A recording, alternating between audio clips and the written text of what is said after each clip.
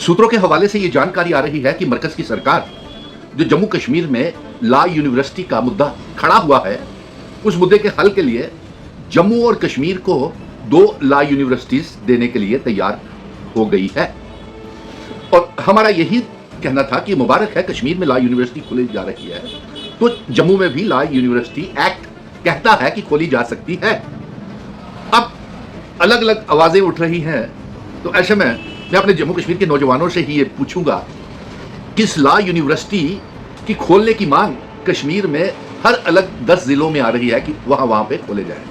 और इसी तरह जम्मू में भी चिनाब वैली, पीर पंजाल और जम्मू से ये आवाजें उठ रही हैं कि पुंछ, राजौरी, सुरनकोट, मेंढर और डोडा, किश्तवाड़, भद्रवाह, रामबन, बनिहाल,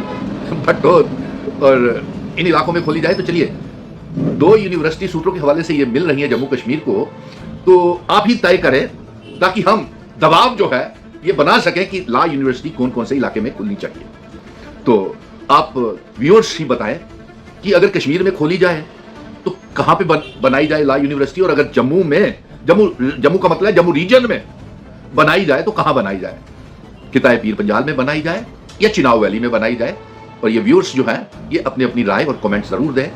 कि जो सूत्रों के हवाले से ये जानकारी आई है कि 2 यूनिवर्सिटी मरकज की सरकार देने के लिए तैयार हो गई है, तो कश्मीर में अगर खोली जाए तो कहां खोली जाए, और